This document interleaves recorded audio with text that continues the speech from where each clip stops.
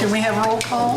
Mayor Segrist, Present. Mayor Harden, Present. Commissioner Carlisle, Present. Commissioner Martinez, Here. Commissioner Warren. Here. We have a quorum, Your Honor. Thank you. Would you join me for the Pledge of Allegiance? I pledge allegiance to the flag of the United States of America and to the republic for which it stands, one nation, under God, indivisible, with liberty and justice for all. You have the invocation. Let's pray.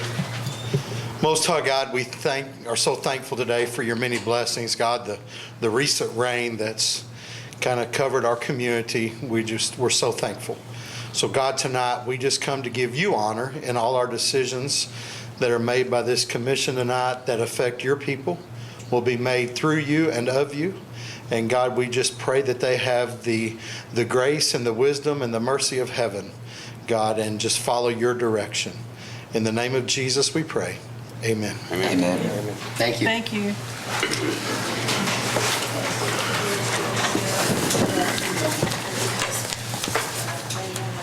I have a proclamation. Is Leslie Guzman here?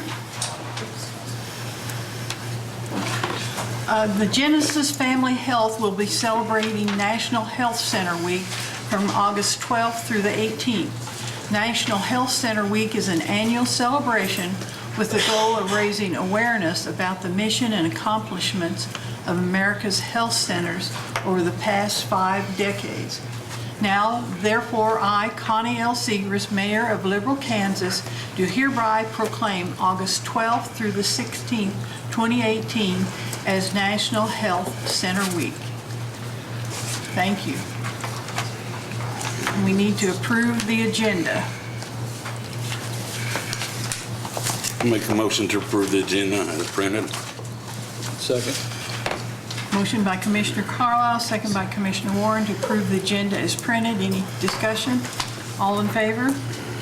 Motion carries 5-0. Need to approve the minutes of the July 24th meeting. Ma'am, make a motion to approve the July 24th, 2018 regular meeting minutes.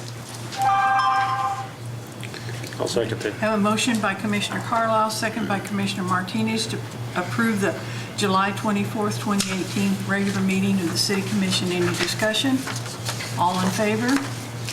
Motion carries 5-0. Okay, next is items from the citizens. Please limit your conversation to about 5 minutes and tell us your name and where you live. Who would like to come? Frank, be our first guest.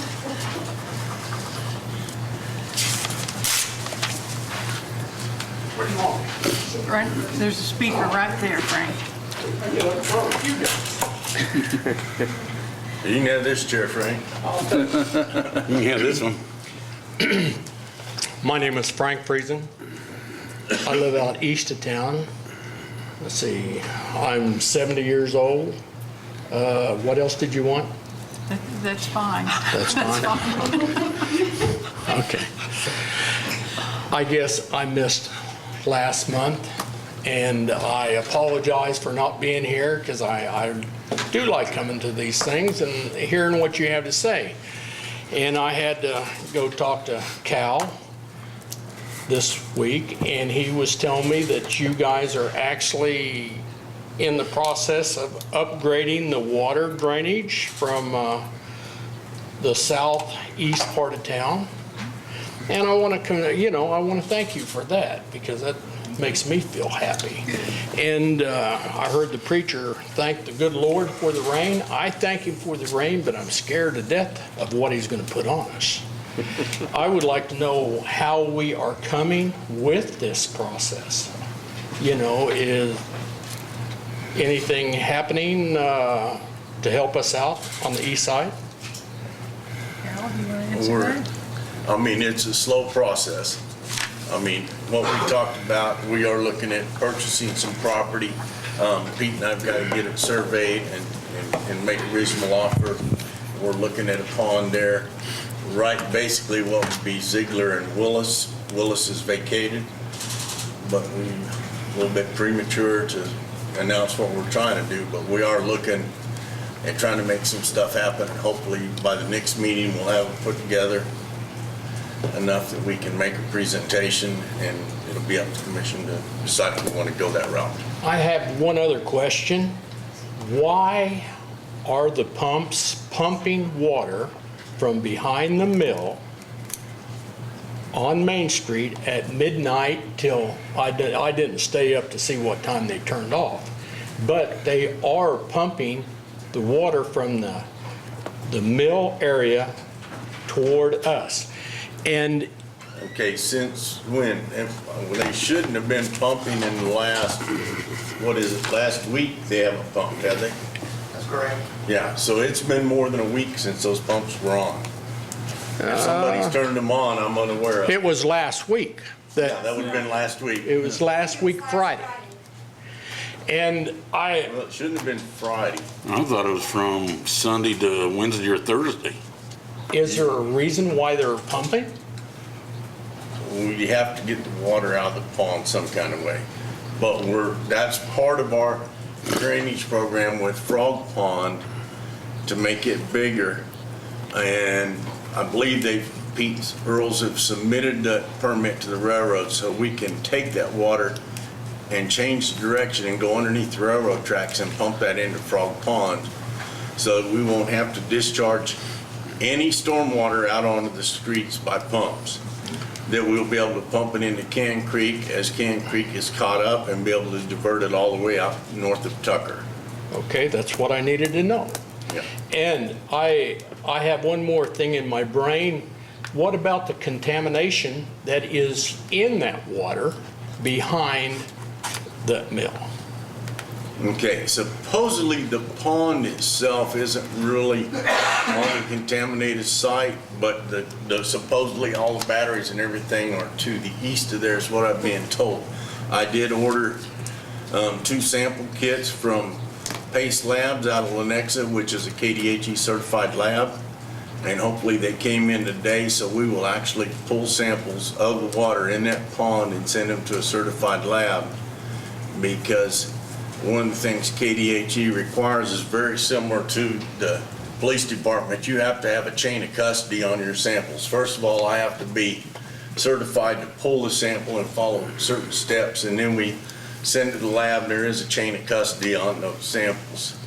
So hopefully by the next meeting, I can honestly tell you what's in that water, other than speculation that it's contaminated. Okay, because really, if you have contaminations in there, that's the reason why I was also pushing for these lagoons to be dug, because they will probably go into those lagoons. And as of now, the water that is being pumped, and if it makes it to my residency, then KD and H&E will come in and they say, well, let's test this water. And they are going to blame me for the contaminations, which I should not be held responsible for. That's the reason why I wanted this to be common knowledge to cover me. Yeah, so by the next meeting, I should have those results Okay? and let you know exactly what contaminants are in that water, other than speculation, Okay. I mean, because it does stink when Amen. but any stagnant water stinks when you pump it out. Well, I really thought the mosquitoes would turn green, but it hasn't worked. The Yeah. flies have, but the mosquitoes haven't. They're just still black and they still bite. Ooh. Okay, I will back off of it until I can hear from you, Cal. Yeah, we're working on it. It's one of those things that, there's no magic wand. It's going to take us some time. Okay? But we are working on it. We do have a plan. Okay, that's what I needed to know. Thank you, Thank Frank. Thank you, Frank. Have a good night, Appreciate your man. Hey, coming. Frank, I had a question for you real quick. Yes. So we haven't had any large rain events, but we had several rain events. With the spread out rain events, you didn't have any flooding, did you? Ron, not dramatically. See, with the water that runs down Highway 54 yes, I had some water running across that dirt road in front of the Round Top. Yes, I did have that, but nothing of any major quantity.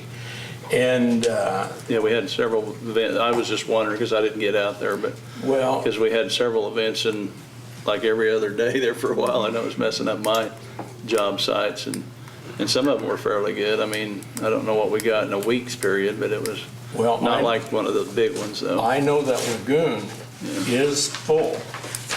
I mean, it is completely full. And so I know if we had any major rains, you know, last night was a half inch. I had a half inch. A lot of you people had 1 inches. And all that water still comes out to me. And with the pond, it completely full, the next step is to run over and run down the highway and come and get me. And so that's the reason why I'm pushing this, because I need, you know, hey, it'd be nice not wake up and wonder about the thunderstorms. But that's the way it is. Yeah. Thank you, guys. Thank you. Is anyone else? Rita?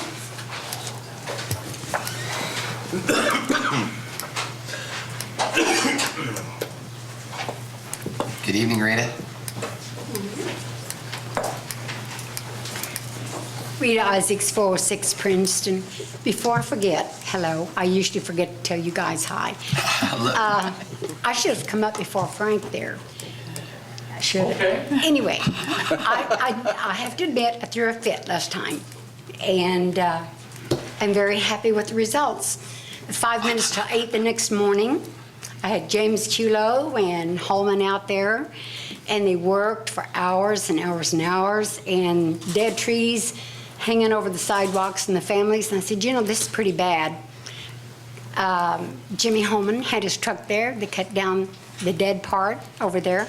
I'm very pleased with that. I thank you. And that yard got mowed. And James Culo went around, had the little tickets out on the block. They got out there that night and they got it mowed. On the next block, now I've already talked to Kevin and James, and I realize you're short on code inspectors. But in my opinion, how a man takes care of his lawn and his car shows his true character. We've got some pretty bad characters. And I would like to, what can we do? It's just getting worse in a lot of places. I mean, the next block north of me really starts getting bad. What can we do? Well, one of the problems, and like Ronnie brought it up, is all this rain. I don't want to hear about the rain. Well, I mean, but it's We're in putting a us drought behind. most of the time. But I mean, it's putting us behind For on now. our city property. So, I mean, Yeah, I in my noticed that. opinion, we keep up our city property before I come tell Rita to mow her lawn. Because if my backyard isn't straight, I shouldn't be talking about yours. I'm very happy with the park, and I'm happy with most of the people around there. The little tickets that James gave did do good, really did. I mean, they were out there mowing. And I realized they're short, but what I would like to see changed, and I know we've talked about this before, when you hand them a little ticket and they don't do it, then you go back again in a couple weeks, and you keep going back. So they're through the whole summer doing nothing. Now, if I can get immediate results when I come up here and complain, why can't we change it so you don't have all the summer? We're scared of you. Actually, Miss Rita, I'm gonna be honest with you. You got lucky. Because that morning, and Kevin can bail me out if I'm wrong, that was their day, the next day was the day they were gonna get mowed, period. Had they not met the ordinance time frame, you could have yelled and screamed all you wanted, it wasn't gonna get done until we were legal. We can't violate our own ordinance, no more than we would want, you know. So I just happened to hit it lucky. You got very lucky. Yeah. So if you were able to change that code where they didn't have all that leeway, we'll be involved in that. Then we'd be stepping on somebody's rights. Yeah, I mean, Yeah, there's, You're just not- that's an you're just attorney not- question right there. Yeah, I say it worked out Take it. timing-wise, because he had it already scheduled to go do it, so. Oh, do you mean across the street was already scheduled? Yeah. Yes. Yeah. Well, I'll tell you what, That was the best job of cleanup I've ever seen. James not here, but I told Kevin already. That's It was Frank. done professionally, and I don't think ordinarily you're going to get that kind of a job with the tree trimming and everything. But it is dangerous when you've got all these dead limbs hanging over the sidewalks because everybody's walking. You've got a dead tree the next block up, the whole thing needs to come out. We've got a lot of people. Anyway, I thank you and for the results, and that made me very happy. Thank you for Thank you, coming, Rita. Rita. Anyone else? Can't see any hands up. Okay. We'll move on. Any items from groups? Next is number 6, the consent agenda.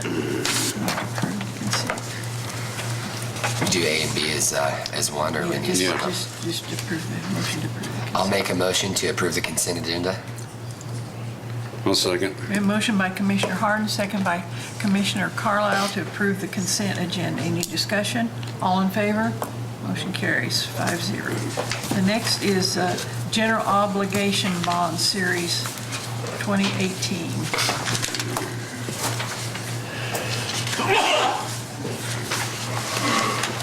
Good evening, Larry Kleeman with Branson Financial, the city's financial advisor.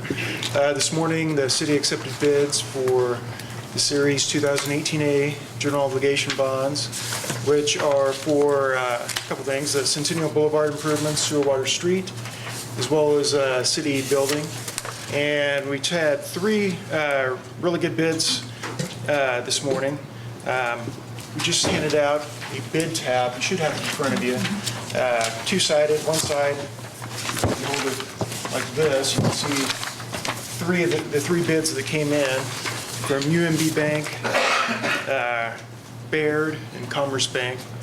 And they're all really pretty close. The way it works is bids come in, interest rates for each maturity. We have 15 years maturity, 2019 to 33. And then they also, each bidder keeps a little bit of money for their own profit. That's the underwriter discount. And then we calculate a bottom line interest cost, which is at the very bottom of each column, to compare the bids, apples to apples.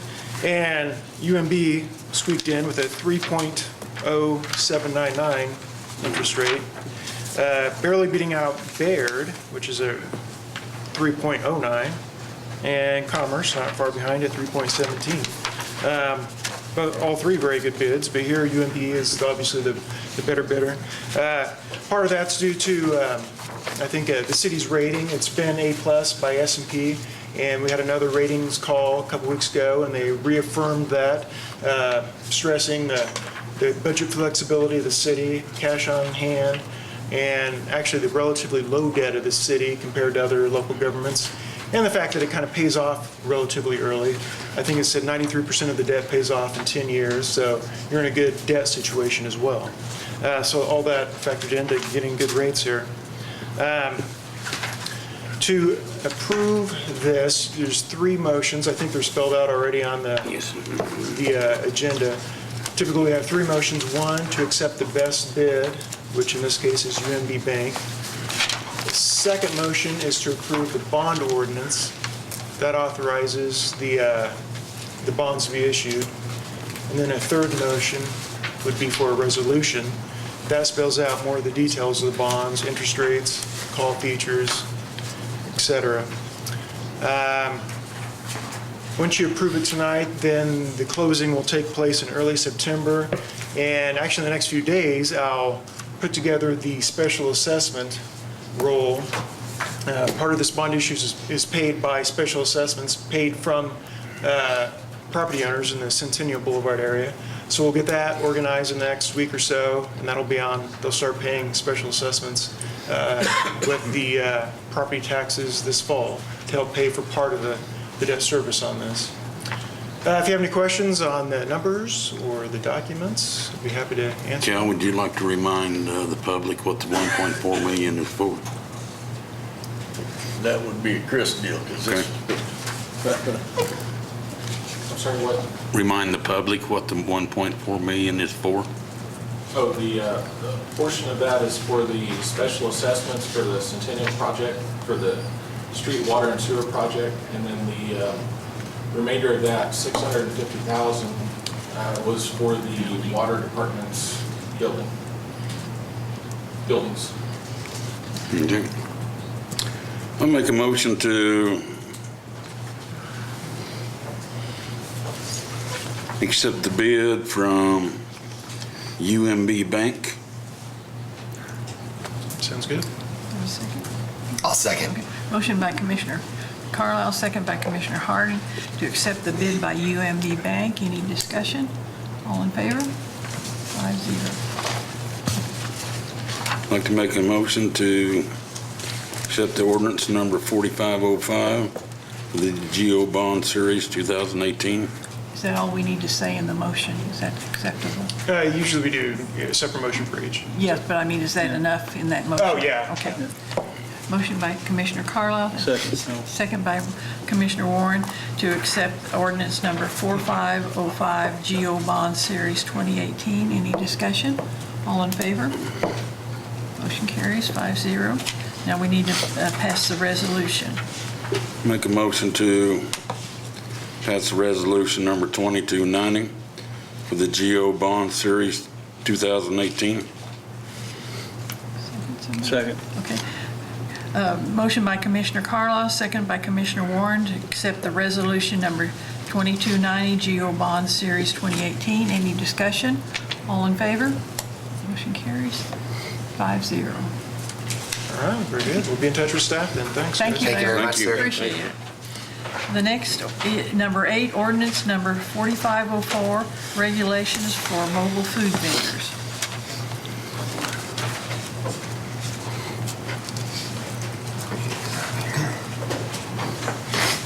Good evening, Mayor, Commissioners, City Manager. Good evening. Ordinance number 4504 is an ordinance regulating mobile food vendors in an effort to address various concerns from the community. The proposed ordinance is prepared and recommended to be placed in Chapter 8, Health and Welfare of the City Code of Ordinance of the City of Liberal. Current regulations do not adequately regulate current mobile food vendors. Thus, proposed ordinance is based on contemporary industry standards and operations and is informed by rules and regulations used in other municipalities throughout the state of Kansas. A review of the ordinance from several municipalities reveals that the proposed ordinance contains accepted and appropriate provisions for adequately regulating mobile food vendors in the City of Liberal. With the passage of the proposed ordinance, all aspects of the mobile food vending industry operations are significantly improved. The proposed ordinance establishes mobile food vendors with legitimate and structured regulations necessary for the proposed and consistent operations of these businesses contribute to the local economy and become productive and innovative members of the City of Liberal. I have a couple questions. Yes, ma'am. On the prohibited acts where it talks about signs, says any device flashing, blinking, or moving, does that mean they can't have an open sign? As for open signs, we do allow those. It's more your bigger, over like 5 square feet. So basically kind of like the older school signs where they put the letters in, they're like, 6-7 foot long and 4 foot tall. Those would be allowed as long as they're, you're not your LEDs. Then we have to follow the LED ordinance. Gotcha. I think that should be explained better than that. Where am I? On P, where it talks about the trash and everything, are we requiring them to have polycarts from the city? They will be required. It says all fees associated through the City of Liberal providing emptying of the same. So if they're required to have one, then the city will provide it, then they're required to pay the same fees. Okay, but As any business. do they have to have one, or can they have their own trash container? They can have their own trash container as long as, like it says in there, as long as it's within 15 feet of the mobile vending unit itself. What will be the cost of a type 1 hood? That's depending on what company they use, So you have no idea what that costs? I can't regulate the cost of a Or Type type 2, 1 you good. have no idea what that costs? No, that's the State Farm That's Marshal state, part. that's. I we know, don't- but I'm wondering what kind of expense we're expecting these businesses to put out to All the purchase food these. vendors right now have them in them. Okay, They usually, once they buy the trailers, they come equipped already. okay, thank you. Does anybody inspect the trailers right now? The health department and we do as well. That's why we started, this has been brought before commissions in the past. Right now, we're regulating mobile food vendors with brick and mortar regulations. You're almost comparing apples to oranges. They really don't compare. So you got to have some other regulations to regulate mobile food vendors instead of trying to regulate them off brick and mortar regulations. Well, I have another question. Where does the ice cream man fit in to this? I believe the little push carts were exempt if I'm correct. Okay. And what is the fee per year? The fees,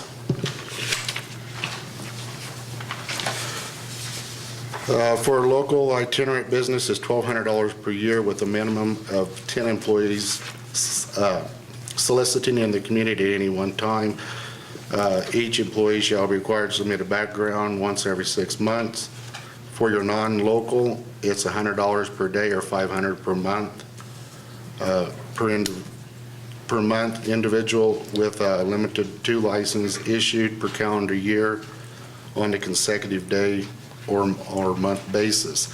These are actually what the food trucks are paying now. That has not Okay, been changed. that has not changed. That has Okay. not changed whatsoever. Thank you. No, that's incorrect. Has it changed?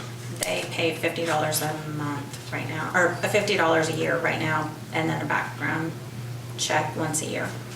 Where's it supposed to be $50? That's in our code book. I guess it It's is. not in here. You guys never talked to me about this, so I don't know about the fees, but it's been $50 per year. Okay, It's under food establishments. that's my fault then. So is it It'll be, 50 or? yeah, it'll be the $50 per year. That's not For who? enough. That's not even enough to For- process. For whom? The mobile food vendors. That's what they're being charged now. Have we gone to any of them and told them that we were doing this, or just from the agenda being publicized for this meeting? If No, they- we didn't. I believe Commissioner Harden passed them out. Okay. Well, and I think this is a good first shot. What I would like is to table this to give us a little bit more time to make any necessary revisions or adjustments and be able to also, now that this is out there in the public, also give everybody on both sides of the field an opportunity to be able to weigh in and kind of provide their aspects on it. So I'll make a motion to table this item. Second? I'll second that motion. Motion by Commissioner Harden, and I'll second the motion. All in favor of tabling this motion?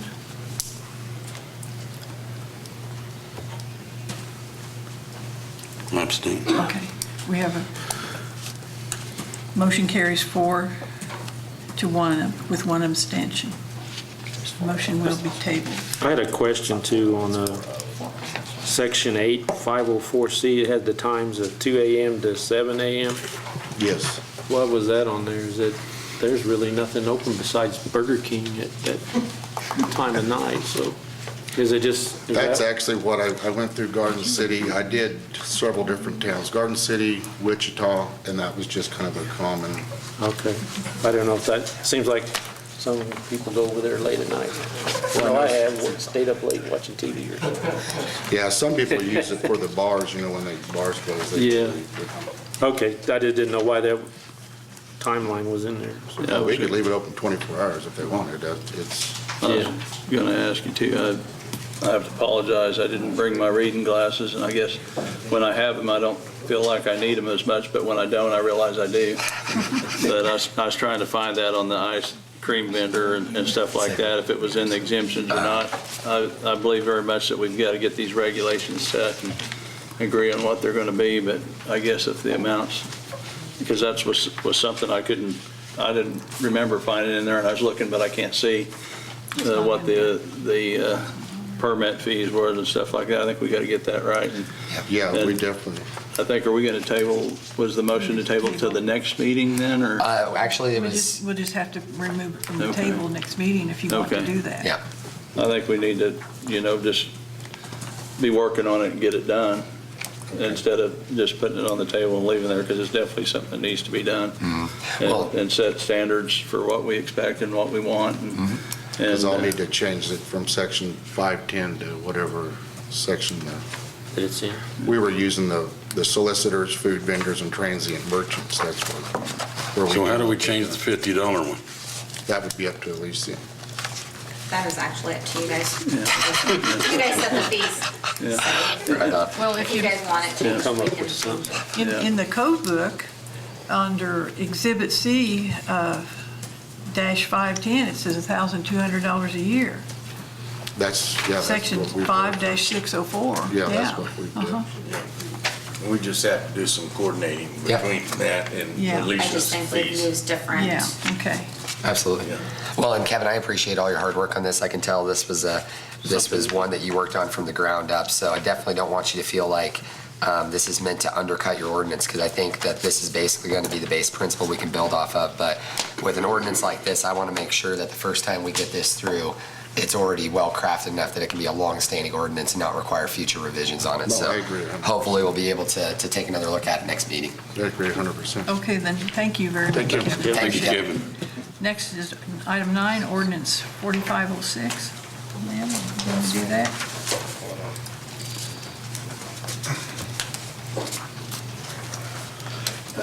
The first ordinance is 4506. It's to adopt the standard traffic ordinance for city court. There's really not a lot of changes in that from the years past. There is a section of the STO which deals with golf carts. This ordinance in front of you would exempt the city out of the standard traffic ordinance portion for golf carts because the city's already has it in its city code, which is listed in sections 14.501 through 14.508. Typically, if the city's adopted its own specific regulations on a certain item, it's better to just stay with those because we've had something that's adopted for its particular city and opt out of the standard traffic ordinance code. Other than that, everything else stays the same as has been previous, and they're just new books that are put out by the league every year. So I'd ask the city to commission to adopt 4506 to incorporate the new standard traffic ordinance at this time. I'll make a motion that we adopt ordinance number 4506 for the standard traffic ordinance code.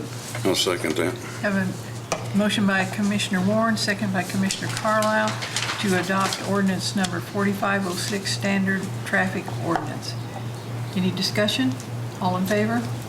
Motion carries 5-0. The next one? Ordinance 4507 deals with the Uniform Public Offense Code. At the last meeting, I mentioned it to the public as well as the commissioners about some changes in the Uniform Public Offense Code this year.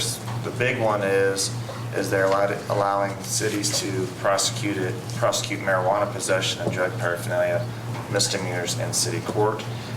Actually, that's been allowed previously if the city would have adopted its own code to allow it to happen. But now, with the league putting it in their own books, in order to not have it, if you adopt this book, this code book, you'd have to actually opt out of that portion.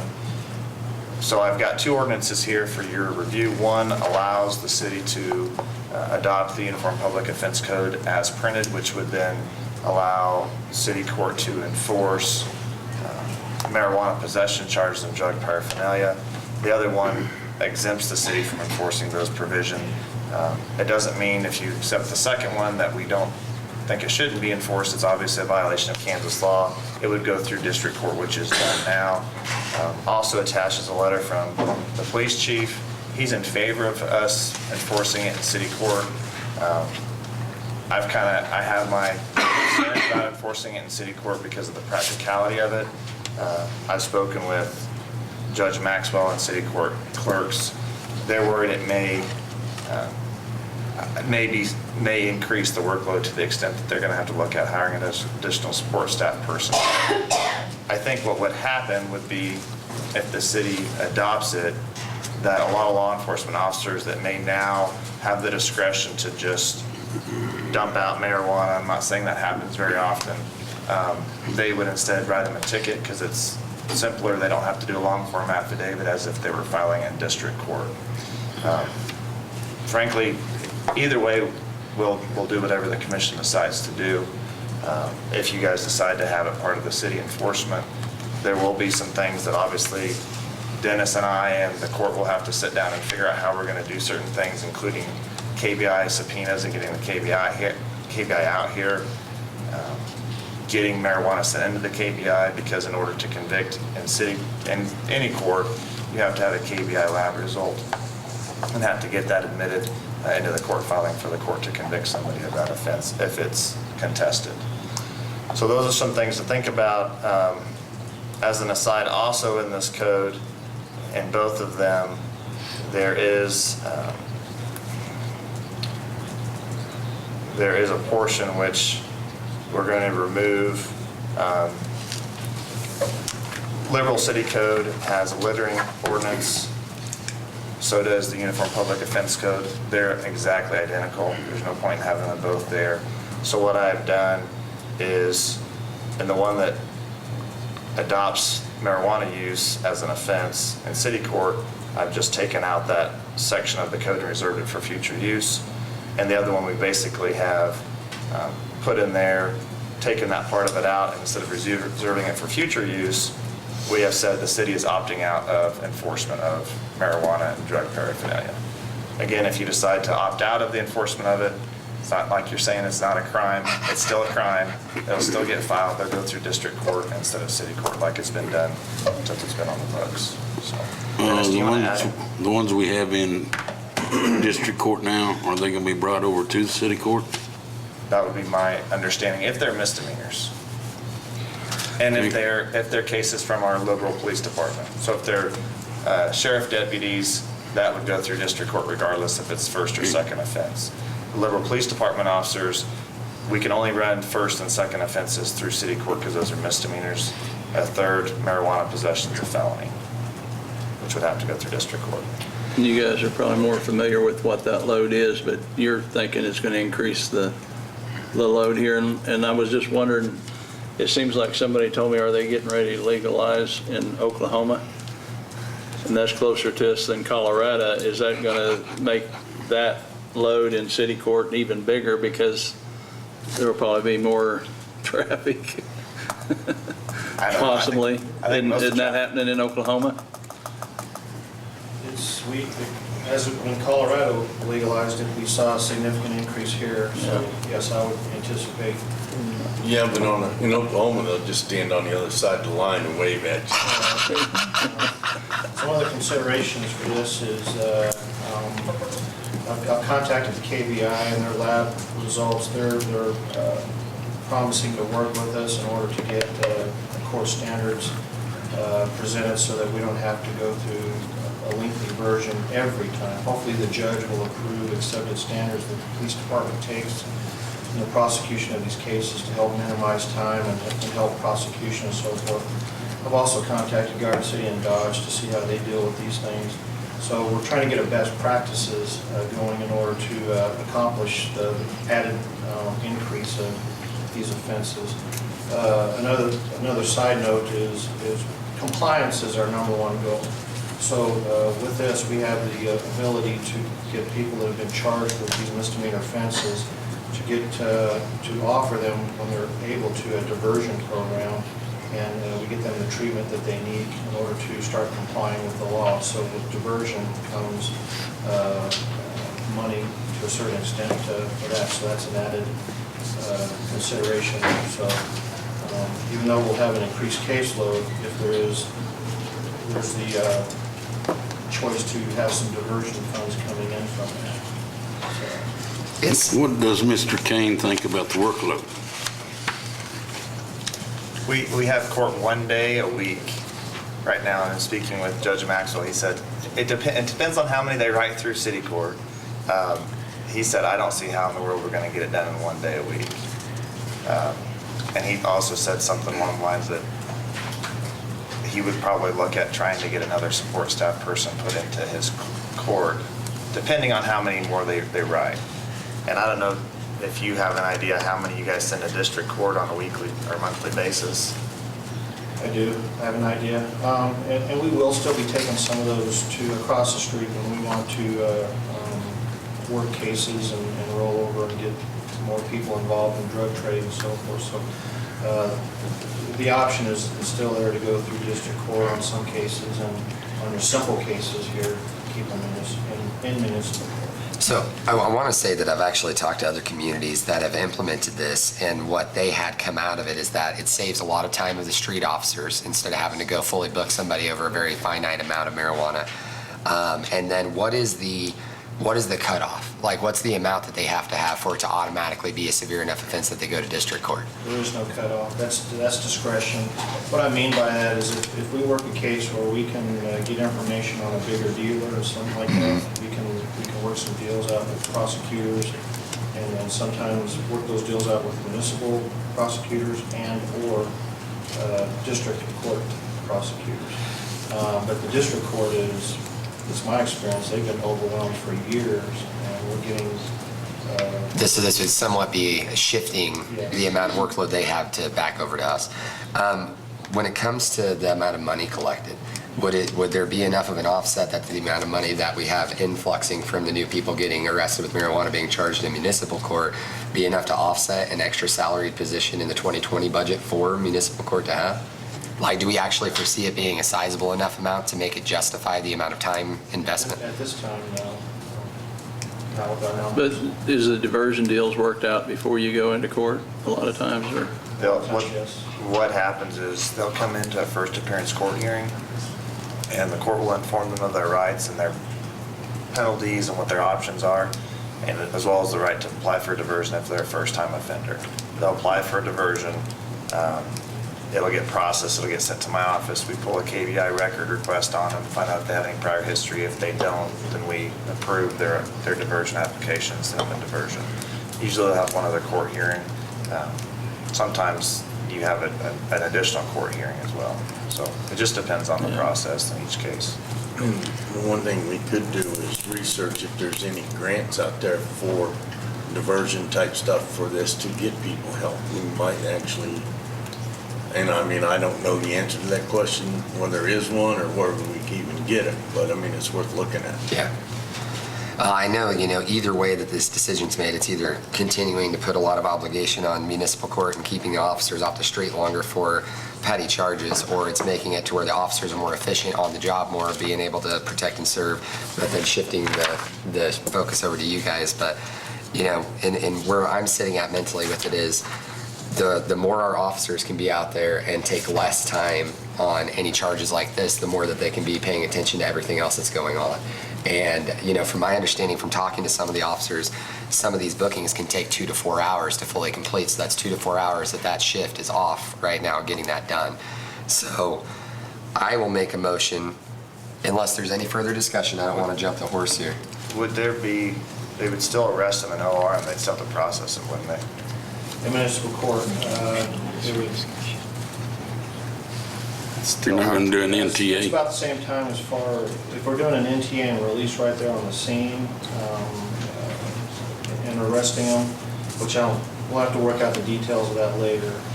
Some of your bigger departments do an NTA right there at the traffic stop area, sees it, kind of like an open beer, and let them go. There'll be other times where if they're from out of town or something like that, we probably would take them into custody, get their picture and fingerprints, and then go through the bonding procedure. But I have every intent on getting more drugs off the streets. That's why we've stepped up our canine program. We're working with the city and other agencies for rehabilitation treatments and so forth. So I have every intent on increasing our time spent towards drug activity in this town and this area. On a district court case, right now, if you get a marijuana possession case, is your officer, they don't have to arrest. They can long form affidavit and get a summons them into court, or do they automatically always arrest? They don't have to, but for the most part, they usually do, because it usually involves other charges when we're dealing with these types of cases. And do you think if the city adopts the UPOC as it is now, that they won't arrest, there won't be as many arrests made, they'll just cite them and release them? That's a possibility, yes. Yeah, and that's an excellent question, because that's kind of what. Because that's what you were talking about. Yeah, that is exactly what I was wondering. So with you as chief of police, I saw your recommendation on here was to go towards the municipal court. Do you foresee it being a good long-term decision that we're not going to have to remodify a year from now? Yes. Okay. That's why it's included in the UPO. Many other jurisdictions are moving towards this best practice. So Now, foreseeably in the future, see if we get enough of this, a lot of jurisdictions are doing drug courts. oh, having a totally separate court date for everybody with a drug charge. I don't want to overwhelm. There's also 5 prosecutors across the street, one over here. But drug courts deal specifically with all the high influx of those offenses. With more and more states accepting marijuana, we're going to have to prepare for this. Yeah. Did you make your motion? No, not yet. No, I was trying to make sure I'm actually worded correctly. So the one in favor of municipal court is going to be? Section 1. Yep, section 1. You would want, should label both ordinances the same. Well, that's why I was kind of looking at it to make sure I didn't make a motion for the opposite one of the one I meant. I would just say, make a motion to pass ordinance number 4507, I'll make a motion. including the offense of marijuana possession. I'll make a motion to pass ordinance number 4507, including marijuana possession. That'll work. Okay. Second. Okay. Motion by Commissioner Harden, second by Commissioner Carlisle to approve ordinance number 4507, including the offense of marijuana. Any discussion? All in favor? Motion carries 5-0. That'll be the first one in the packet. Okay. Thank you guys very much for all of the explanation. The next item is the budget.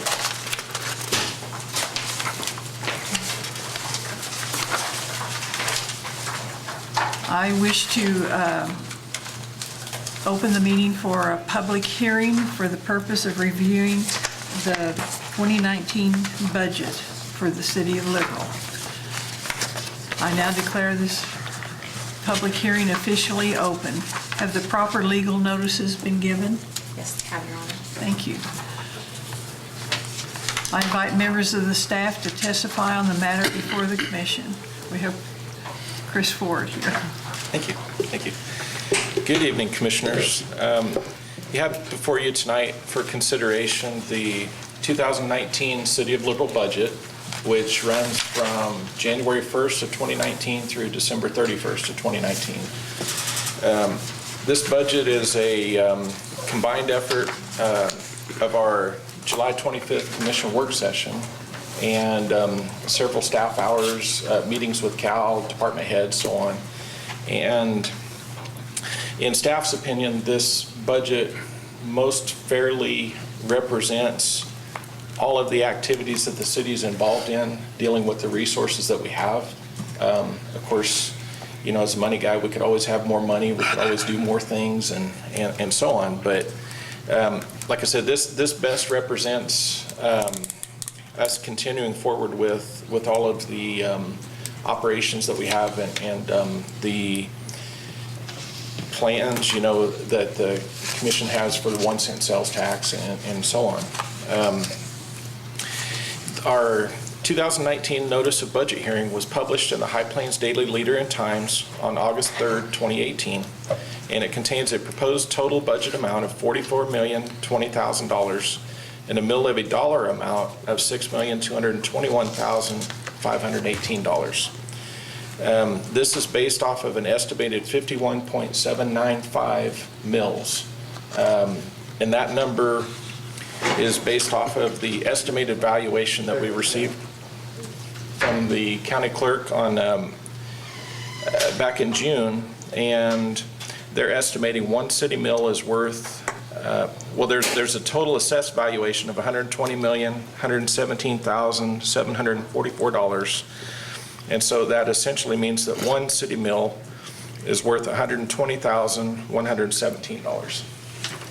And the important thing that I want to point out, the 51.795 mills that are needed to generate the 6.221 million, what's going to happen with that? That is an estimated number that was released in June, and on November 1st, the county's going to set the final assessed valuation. And so that $117 million number I referred to before that could possibly be subject to change.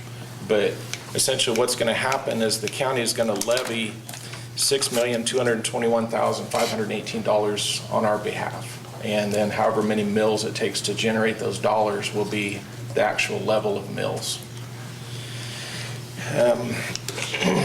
And with this budget, with the increase in assessed valuation of 2019 over the 2018 assessed valuation, an additional $39,815 of property tax revenues will be generated. And that, that comes into play provided that we know to some certain extent that just because tax dollars are levied doesn't mean that everybody, for one reason or another doesn't pay taxes. And anytime that happens, those are proportionally reflected in each of our funds, the general fund, the special highway, debt service, employee benefits, and so on. With that, staff does wish to express our appreciation to the commission and all of our city staff, from city manager to department heads to employees, who are to be commended for their commitment to efforts to maintain the quality and level of services that they provide to our citizens at as low as cost as possible. And if I might go ahead and address the next item, I know we're not ready for that yet, but contained in your packets is a resolution that should the commission decide to be in favor of this budget, what that would entail is the adoption of the attached resolution, and there is a certificate that we have in our signature file that we have 3 copies of that we would ask all commissioners to sign. So, and I'd be happy to answer any questions. Do the commissioners have any questions? Commissioners or staff have any questions? Okay.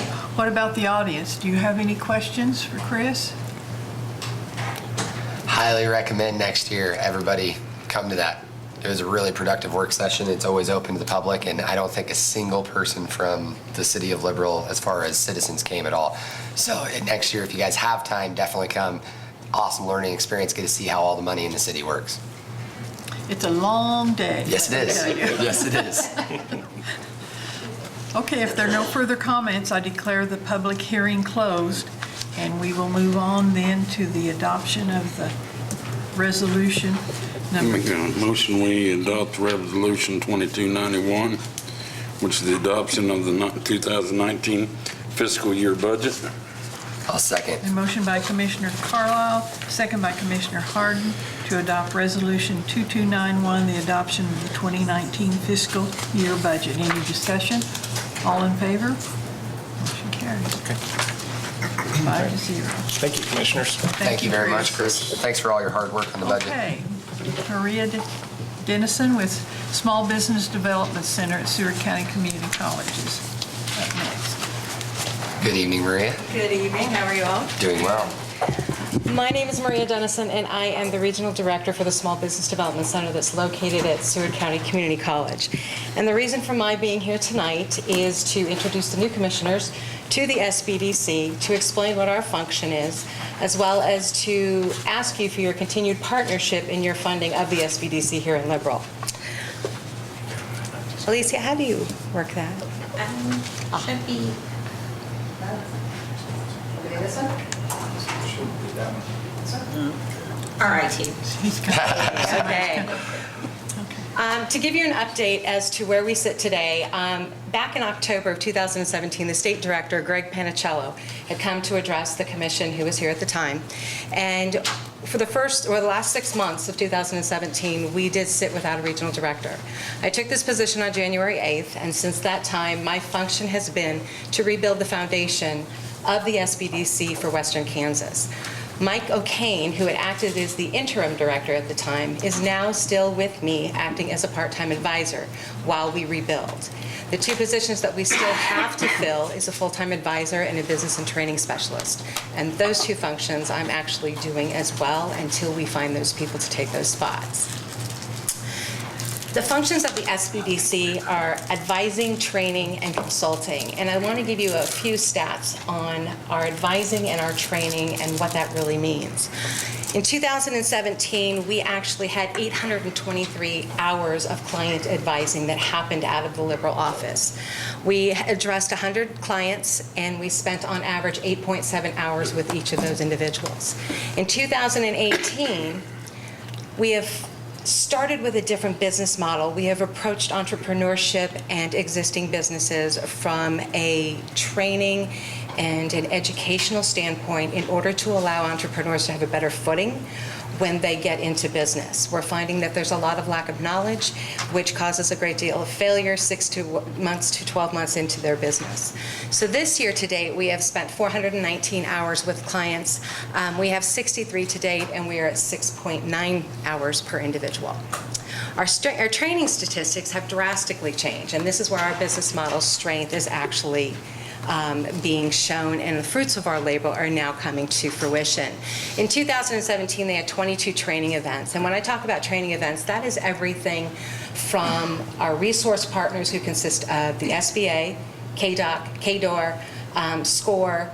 When we get together with them and go throughout our Western region in order to educate in areas of business planning, startups, entrepreneurship, and then our specialty services, that's where all these events are being generated from. This year alone, we have done 43 different events throughout our region. We have had 723 attendees this year versus 177 last year, and the training hours combined for all of those has been 814. So we've got a very strong footing and a very strong foundation when it comes to our education and the opportunity to provide that to multiple individuals at low to no cost per event. So our top areas of assistance and our top areas of education are primarily in business plans. It is getting individuals to be able to create that narrative and help them with the financial projections in order to get them to the lenders to be able to share that vision so that they can get their capital infusion. Startup, transition of ownership. If we can get individuals to be able to successfully pass on their legacy to the next generation, we will see our existing businesses not die but thrive. And right now, to go from first generation to second generation, it's only a 3% success rate. So this is definitely an area of education that businesses are needing, and it's widespread. It doesn't have to be a new individual. It's seasoned family businesses that have been around for many years. We also teach and advise in how to manage a business, how to obtain access to capital, everything from current lenders within our own city to how to provide gap funding, angel funding, and how to bulk different funds together and package those loans so that they are successful in being able to repay them. Accounting and finance is always a big one, and then understanding cash flow management. Our top business types that we serve is definitely the service industry and retail businesses. Manufacturing, not so much in Liberal as of yet, but accommodations and food services, health, and professional services. So we have a wide variety, retail being the strongest niche, and retail combined with food. Every year, in order to justify our offering of being able to provide free services to the community, we actually survey all of our clients at a state level. And it's what we call our docking study. So for every dollar that is invested into the SBDC, our local give back has been 14.6 back into our communities. We had 11 business starts last year, and how our docking study works is this February, we actually surveyed everybody for 2017. So what you're looking at are the results of 2017 that were done this year. We had a capital infusion of $2.9 million. We had increased sales of our existing businesses that we helped of $1.6 million. We created 27 part-time jobs, full-time jobs, 19 part-time jobs, and businesses were able to retain 86 jobs in total with the advising and services that they received from the SBDC. The tax contribution at the federal, state, and local level was a $1.7 million infusion.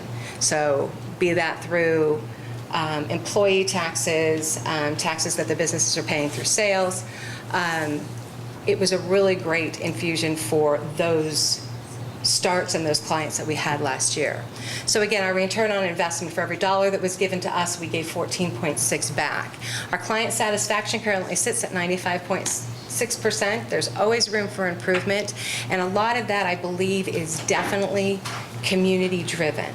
It's understanding who our target market is here and understanding how well do we work with economic development directors in order to ensure that what the cities and the counties are wanting to do, we're able to partner with them, with all of our resource partners, in order to make that a really great collaboration. Every year, it's a function of the SBDC to be able to provide success stories to the state lead center. And we have to provide them in 3 different areas: existing, emerging, and exporting businesses. Now, due to the fact of what the situation was last year and only having a director part-time, we were able to provide an existing business success story, which was TMB Towing. And he happened to have gotten the cover. So our business was statewide when it came to providing the stories for all of the successes that were across Kansas. And inside, every business not only gets a one-page story of what their success was about and how they came to be, but they also are presented an award by our state legislatures at the Capitol every March. So it's a wonderful way for me. Being new to the SBDC, I got to see the end before I ever had to work the beginning. And so I got to see the successes and really understand what it means to these individuals to work with us and to be able to utilize the skills and the talents that we bring to the table to help them in order to thrive in their businesses. So our SBDC core services that we provide are in finance, marketing, management, startup, and specialty services. Now, the first 4 are our basics, and can be very random. It can be one, it can be all. It really depends on the individual who's coming in to see us. The specialty services that are unique to us is across the state of Kansas, advisors and directors are all certified in different arenas. The wonderful part about Liberal is my certification is going to be in economic development. So that certification gets completed next year in 2019, which allows me to provide that extra advising not only to our city, but to our county, and then to be able to work with all of our partners to make sure that our businesses are thriving in the best way in the communities that they want to grow in. So we also provide specialty services in exit planning, business valuations. So even to our lenders, we become a service, not just to individuals wanting to start a business, but if there's a lender who needs a business valuation done to support a loan that they would like to do, they can also do that through us as well. So the reason for my being here is to ask for your continued support for calendar year 2018.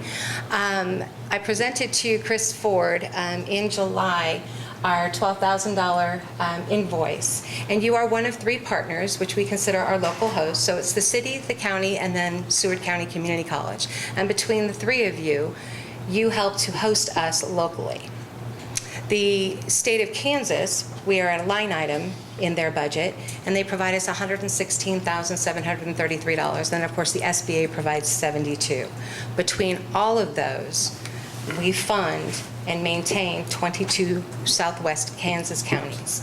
And then, of course, we get the honor of being here in Liberal, to where we work with the school, we work with the city, and I think this year has been extremely productive in the sense of, at least for me, understanding your jobs, understanding your function, and how that all comes into play. Not only with us, but with the school, and then how do we interlock all of that knowledge in order to be able to grow our main streets and not watch them disappear. Are there any questions? Phenomenal presentation. Thank you. So we need a motion to approve the expenditure of the $12,000 in funding for. Why don't ask Chris if he has it first? I was gonna say, yeah. Yes, Commissioners, the appropriation amount is included in our 2018 budget. Okay, I was gonna for the economic development portion of the 1 cent sales tax. So it's already done. Well, it's in the budget Yes. For 18. for 2018. Okay, thank you. So we need to make a motion to Approve the expenditure. approve the expenditure of it? Not really? I want a yes or no. Sure. Beautiful. I'll make a motion. Awesome. I'll make a motion to approve the expenditure of $12,000 to the SBDC. I'll second. Motion by Commissioner Harden, second by Commissioner Carlisle to approve $12,000 to the Small Business Development Center, Seward County Community College. Thank you. Any discussion? All in favor? Motion carries 5-0. Thank you. Thank you very much for your time and hard work. Thank you.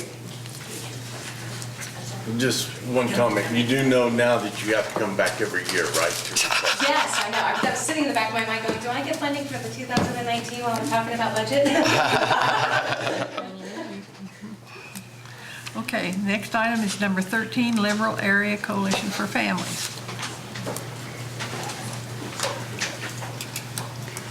Shoot, we brought the whole gang. Good evening. Hello. Hello. I'm Sarah Foreman. I'm the Director of Liberal Area Coalition for Families. Susan McQuago, also with the Coalition for Families. And Kay Birdslav, President of the Board of the Liberal Area Coalition for Families. We are coming before you tonight with a proposal to assist in the comprehensive plan between Seward County and the City of Liberal.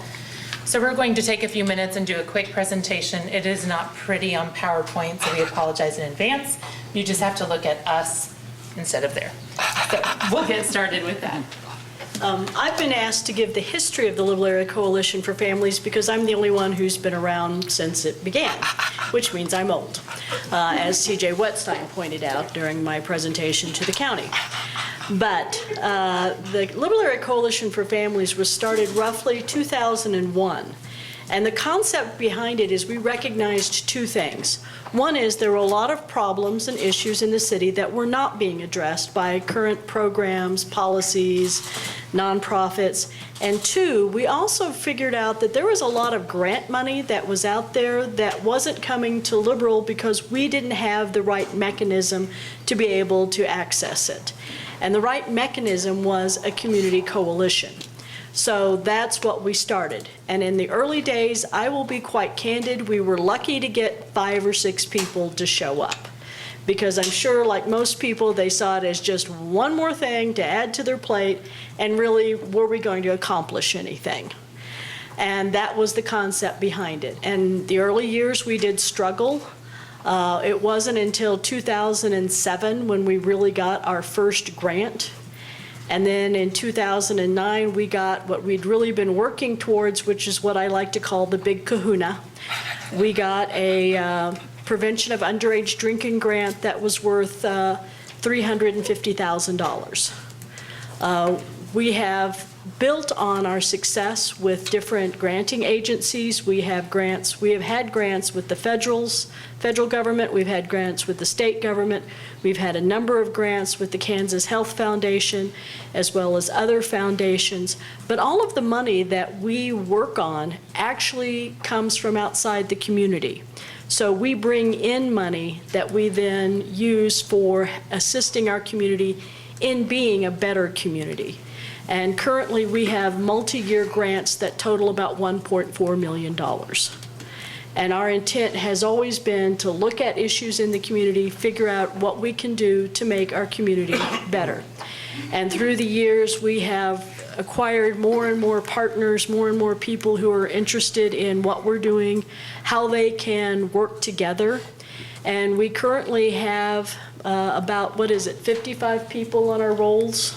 We have about 75 on the email list and about 40 at each meeting. And about 40 at each meeting. In fact, we outgrew one of our meeting sites, and we're now in the basement of the library because people saw value not only in what we were able to do, but also in the ability to talk to each other. We have a sharing session at the end of each meeting, and that has sparked an amazing number of collaborative programs and processes that has really helped all of our nonprofits and different entities that we serve. I mean, everything from the hospital to the homeless shelter, to all of those different agencies, entities, they show up and we work together.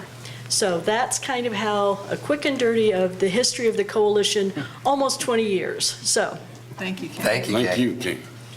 And again, she said right now we have a total of about 1.4 million over the next 3 years. And obviously that's not carried out by Susan, Kay, and I, but we have a staff of 7 part-time employees. The number of hours they put in each week varies. Also on our board is Dr. Leslie Bissell, Kathy Bloom, Diane Hensley, and we meet monthly in addition to our regular coalition meetings. So a staff of 7 and then a board of 4. What we can bring to this planning process is we would like to bring the city and county together to develop a clear and concise timeline for what you guys want to achieve. What do you want out of this comprehensive plan? We have a lot of feelers in the community. We meet with community businesses, organizations, nonprofits. Through one of our grants, Susan and I hold what we call listening sessions pretty frequently, and those involve groups that typically don't get asked their opinion. Right now, the project specifically is Healthy Communities Initiative, and we're working with underinsured, non-insured, or medically fragile population. They often don't get asked what would make our community better. And so those are the groups we're targeting for that grant. We also have a proven track record of doing what we say we're going to accomplish. We've never had a complaint from any of our grantors on the work we've done or the goals and objectives that we've met. Again, additionally, with our staff of 7, we bring professional expertise and academic credentials. 2 of us have master's degrees, Dr. Susan Luquago, which many people don't know, and she is very humble about throwing out. But with those degrees comes time and effort into researching and writing that we're very comfortable with, and then also a shared sense of vision, bringing 2 entities together that may not always see eye to eye, but you want to develop a plan where you do see eye to eye that will move the city and county forward. I think what we would expect of you as commissioners is communication, and again, clear and concise expectations on what you want accomplished. Accessibility, if we need to ask questions, how's the best way to do that, the most effective manner. Honesty in what we're doing, constructive criticism, feedback, and again, highlighting clear expectations and objectives on what we want to accomplish. Susan will join me a little bit, but how we engage public opinion for our grants, and then how we plan on doing that if awarded this project as well. Sarah sort of alluded to that already, but the biggest thing is if you're doing something for someone or some entities, the best way to do it is obviously to hear first what they would like to do or what makes sense to them, and then help us all do that. And so for just about all of the grants and programs that we've worked on, that's what we seek to do. Not to do 2 or 4 people, but with people. And so Sarah mentioned the listening sessions. We've done focus groups. We've done several focus groups. We look at what information we have and bring that to people and help them make informed decisions. And so that we know is an important part of what a plan for our community would be.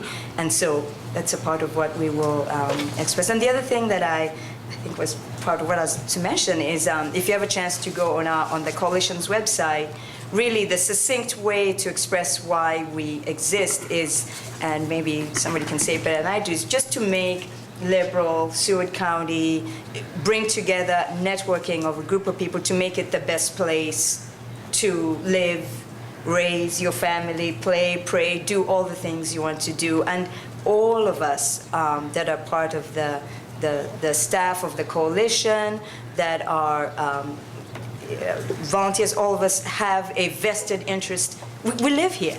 we live here. So that's why it makes sense to us to offer to be a part of doing this, because the success of this commission, the success of the county commission, the success of whatever entities are a part of this becomes success for us too, and we live here. That's the end of us talking. Unless you have something additional to add. No, I was just moving up in case I Okay. need to answer a question. So if you have any questions, we'd love to answer them. You can't get a grant for this dollar number down here? No, I'm sorry. Actually, we have looked into different grants that are available.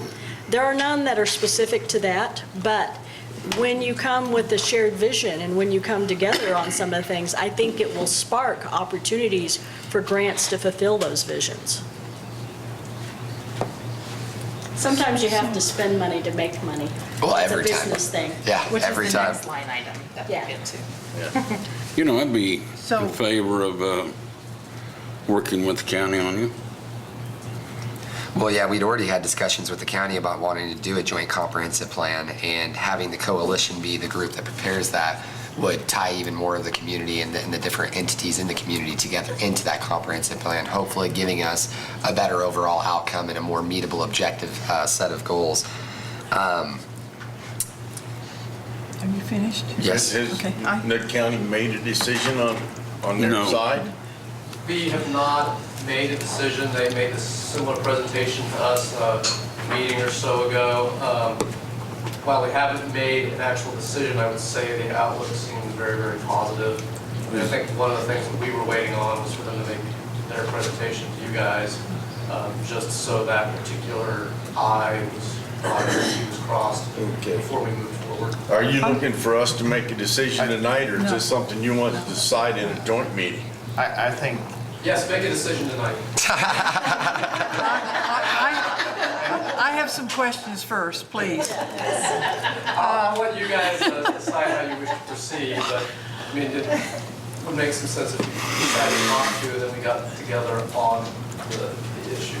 we would have to have an interlocal agreement Yes. between the entities before we could do anything, obviously. But we could- Is there some wiggle room in your $101,550?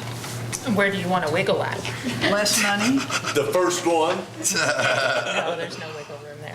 No, I think when we looked at what the scope of work is, when we looked at the experience that we're bringing, and then also looked at what other larger firms ask for the same type of work, we found that this was pretty reasonable, and I encourage you to go out and do the same research to see what larger firms would charge, or what firms in Kansas would charge, and then what their final product would be for that. So is that 24,000 additional funding that we could be charged for?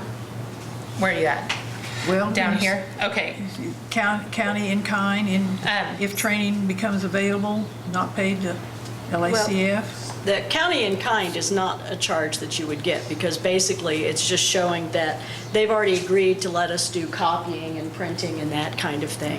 Use space. And use space. if needed. And so that's kind of just an in-kind, which we are used to kind of proposing because we're used to needing that for grant matches, quite candidly.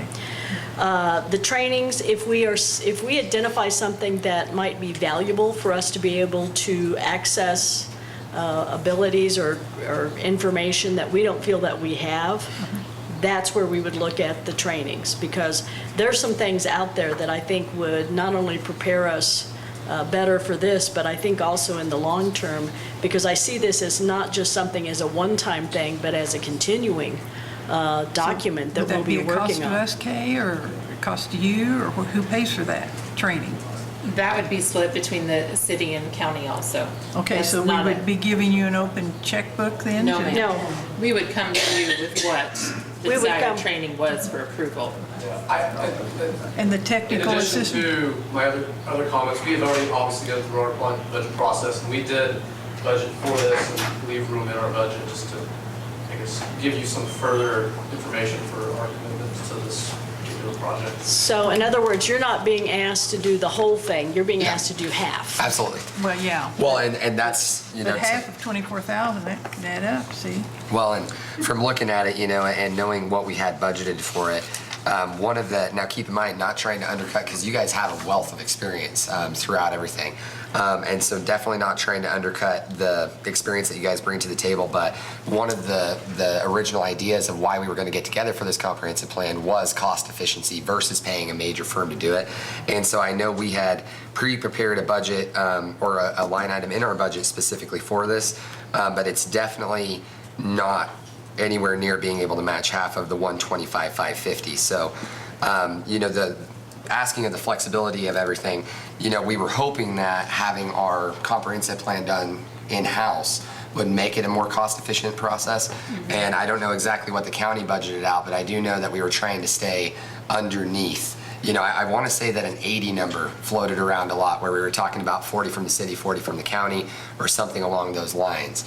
And so, you know, I'm sure there's a little bit of flexibility to that, but I can also understand why, you know, we're going to kind of need assurance that there's not going to be enough recurring fees over the amount that we had budgeted out to where it's going to cripple us in one of our funds. I have some more questions. I think you should present this to the Planning Commission, because this is an important document for the Planning Commission. And there's a statute, KSA 12746A, where the Planning Commission is authorized to make or cause to be made a comprehensive plan for the development of such city and any unincorporated territory lying outside of the city but within the same county in which such city is located, which, in the opinion of the Planning Commission, forms the total community of which the city is a part. And this helps in, the comprehension plan helps in enforcing zoning regulations. So that's why it's a very important document for them.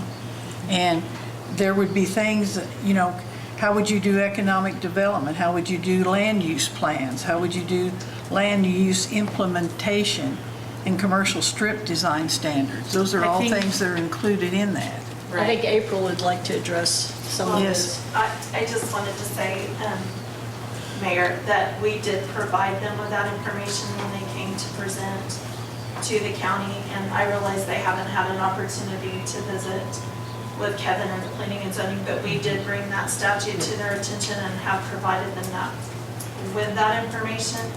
And our planning and zoning director has also offered some assistance in that, and our planning board. So on the county side, they are aware of that and they worked with us. I agree that Kevin and his planning commission need to be involved in that. Yes, they very much need to be a part of And that's this. why one of the things that we had already, as we were discussing how we were going to address and attack this plan, quite truthfully, is that the first thing we were going to have to do is a lot of research and go back and talk to all of the entities that are involved, which includes not only the city commission and the county commission, but basically every department with the county and the city, so that we can. So the first couple of months are basically going to be fairly intensive research, which anybody you would hire would have to do the same thing.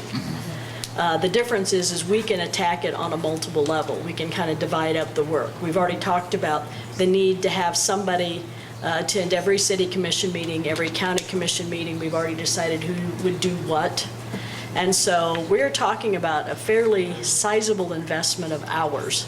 So when you're looking at the salary, it's not just 0.25. It's probably going to be a lot more than that, because it's not just a matter of, you know, finding out the information. There's going to be a lot of research that needs to be done.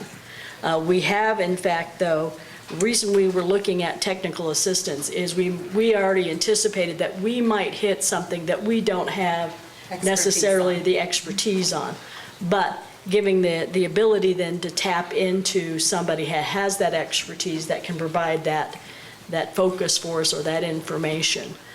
But a lot of what we do and how we address things is we are research fools, and we don't write grants without having all of the things figured out And otherwise, we wouldn't be able to successfully complete the grants. If we said, hey, we're going to do this, and not have a clue if we really are going to be able to do it, we don't tackle it. Absolutely. Thank you. Well, I would like to have a report from the city planning commission before we make a decision. So you want the same presentation to go to the City Planning Commission? I would think so, yeah. Do you want it at a regular meeting, or do you want us to It's meet up with to- them? It's up to Kevin and his group. Okay. Absolutely. Chris, what is in the budget for that? You said you thought it was around 40? Yeah, 50,000. Yeah. You know, the time, I know we want to keep it in-house. Time you pay a person, if you're looking a year and a half, by the time you're paying your benefits and everything else like that, it's cheaper. Yeah, I agree. Well, and the benefit that I see out of this. Huh? We're gonna have you do it. Yeah, right, commission pay. Well, one of the biggest benefits I see out of this is definitely not the first go-around. It's that if we succeed at the first go-around, the next time we do a comprehensive plan, we should have this down to a very finite formula and know exactly what it's going to cost. And then you guys already are very familiar as a group with all of the departments in the city and county. So I can see it being a program that would pay off exponentially down the line. Well, and this is supposed to be updated every 2 years. Am I correct, Kevin? Well, you can do every 5 years or every 10 years. It depends on what you want to place it at. No, I mean, you don't have to redo the whole thing. You just have to re-accept it. You just have to fine tune it every year. Absolutely. But Down the this- road, you're going to want it updated. I don't see us going out any further than 5 years. Yeah, agreed. And so you're going to want it updated, and to have people who already have the skill sets, the background, done the research. We're not going anywhere. Yeah. Well, we are way behind because our last one was 2002. Yes. We're further behind than you are. So, And I think when you're looking at development of these, after talking with April, is those plans that were created then were put in a binder and put on a shelf. And not a lot of what was created by whatever firm did that actually happened or moved forward. And so in doing this, I think the number one goal is to make a plan that's feasible and will move forward. So your investment in this is just, this is your investment that will hopefully spur on other economic development, other grant opportunities, other things in the community. Absolutely. thank you. Yeah, I think it could be a very good idea when you were talking about that, you'd be around when it needed. In reality, then, after you guys do this, the ability to renew it the next time should be easier, right? Yeah. Absolutely. But I think it's going to be, it could be a good deal. Yep. And if you look at past entities that have possibly hired outside firms from out of state, they come in and do their job for a year, and then they're gone. Yeah. And they don't I have. think Garden City was longer than a year, wasn't it? I still don't think theirs is finalized. Yeah, and it's been 2 or 3 years. That's the other thing is, candidly, we have to live with you guys. If we don't produce, we got to look at you pretty much every single day. What if we can get some bus service here? Well, what I'm excited about with the prospect of this is this could be, for the county and city, the very first actual living document of a comprehensive plan, because all the other ones, they weren't written by people who knew our community or knew our county and city. They were just a technicality that was so we could throw it on the shelf so we weren't out of compliance. So, Any other questions about the comprehensive plan? You want to move on to the, do we need to make a motion to table it, or no? no, Okay. we're not doing anything till the planning commission. I guess that's what we're telling them to do, is Vice, plan to be make a presentation at the planning zone, yeah. planning board's meeting next And year, and we'll go then from after there we do again. that, what do you want us to do? We have a meeting coming up the end of this month, right? September, isn't it? September 13th will be the next meeting for the planning zone. Okay. Well, after that. When is our next joint meeting? I can't. We won't have any money, we won't have money available for this until next year's budget anyway, in January, so. When you look at the timeline also, that obviously pushed until a decision is made. We started thinking about this in July, and so that's why our timeline started in July. But then everything would just be pushed. Yeah, a few more minutes, fine. So can we move on to the bicycle and pedestrian master plan? Yep. Take it away, you guys. Okay. So the bicycle and pedestrian plan is through a grant through Blue Cross Blue Shield of Kansas. It's called Pathways. The total for that grant is $500,000 over 3 years, and it goes through 7 different pathways in the community. One of those pathways is community policy, which allows us some funds to create a master biking and pedestrian plan for the community. And the firm that we've hired is HeadNet, and they've done multiple other cities and counties in Kansas. We did call those cities and counties that they did. We asked for references, how their plan is working now, what they've been able to produce as a result of the plan, and really got good feedback from the work they did.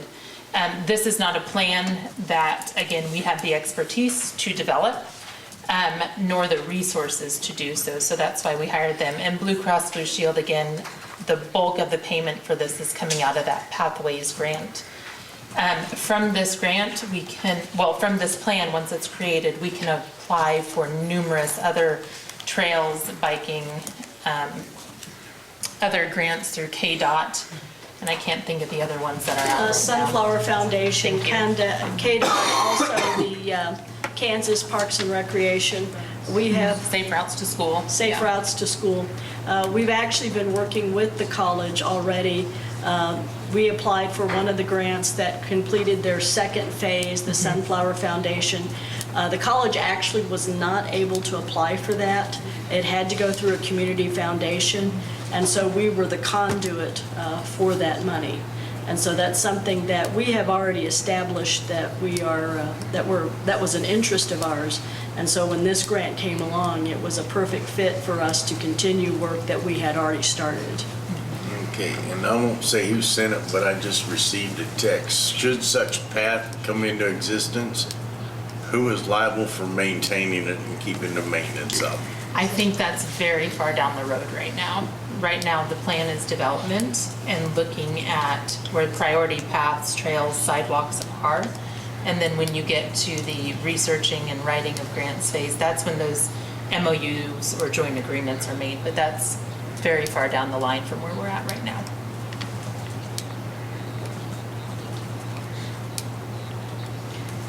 One of the key components to having such a comprehensive plan basically ready to go is if you don't have it, you cannot apply for grants. The only reason that we got the grants for the ones at the college is they had already developed a plan. But if we want to continue that at the college and then take it beyond the college, then you have to have the plan. You have to make sure that you basically have what the best term is shovel-ready projects. But once you do, I will tell you that we will be the only community in southwest Kansas that has such a plan and that has such a vision. That's one of the reasons why we got the foundation, the Sunflower Foundation grant 3 years ago. Nobody else had applied for it out in this region. They were ecstatic at the idea that somebody was actually working on it. And I will tell you right now, there's nobody in Garden and Dodge that are working on this type of plan. And so that will also work to our benefit. We have a shovel-ready plan, and we will be the only ones from southwest Kansas that are eligible to apply for some of these grants. And one of the reasons why we have been so successful with the Kansas Health Foundation is they have been hungry to give money to southwest Kansas, but nobody was applying. And that's going to be the same kind of thing. So it's going to give us 2 types of legs up. One is that we've got a plan, and 2, that we're going to be the only one in the region who has the capability to apply for those grants.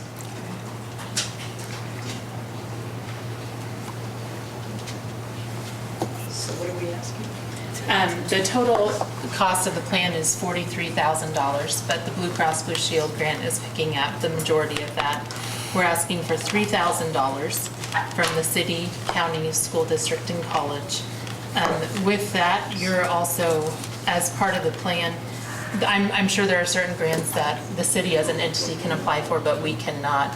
And so in that plan, it would designate areas of priority that you want. So when you go to apply for a grant for extra sidewalk footage or trails or biking paths, you have a plan that's created and said this is the city's priority to fund this next half a mile section, to fund this next mile section.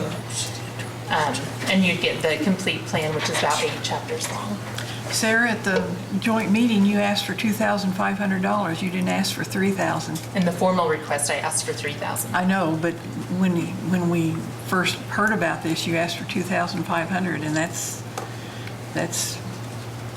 basically what we allowed. Well, we will be grateful for whatever you can give. How's that? But here again, that won't show up until our budget next year. Yeah. Okay. So. And the other thing is we need to show that to our grantees, which we are ultimately beholden to Blue Cross Blue Shield because they just gave us $500,000. We have to show that we are getting assistance, buy-in, commitment from the other entities that we are working with. And that's why we asked for some of the funding to come from these different entities to show that it's not just us, just not Liberal Area Coalition for Families, but that we have gotten the whole community involved. Yeah, that makes sense. Yep, And so, absolutely. like I said, if you want to give us $2,500, we're good with that too, because what is critical for us is to show that buy-in and that connection and commitment. We'll come back in January. Chris, where would that come from and for something like that? Are we taking that out of economic development once in sales tax? I mean, is that what? For 2019, we budgeted, I believe, out of the housing and community development portion, developing the community, per se. But yeah, as the mayor had explained, that we do have that budgeted in our 2019 budget. And however, should the commission desire to do so, I believe that we could possibly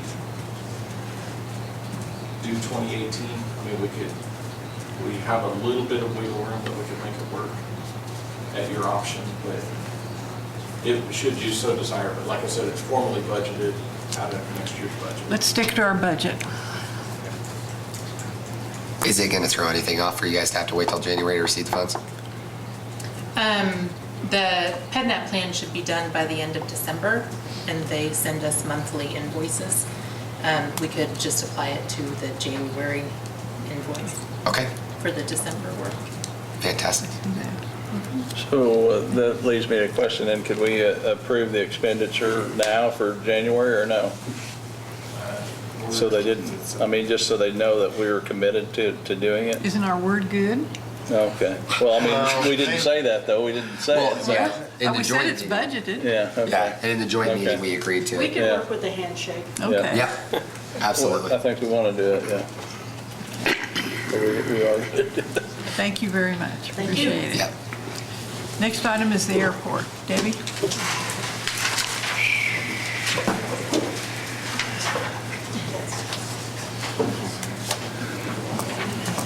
Good evening. Good evening, Your Honor, Commissioners. This evening, we have some documents that we received from the FAA. This is basically a formality to close on the land sale for the property at 7th and Western, also known as the site of the Walmart neighborhood market. The FAA has concluded that the release and the use of the funds for commercial purposes will not interfere with the operation, maintenance, and future development of the airport. Therefore, they're requesting the execution of these documents. That includes the agreement and a deed of release for the 11.38 acres of land.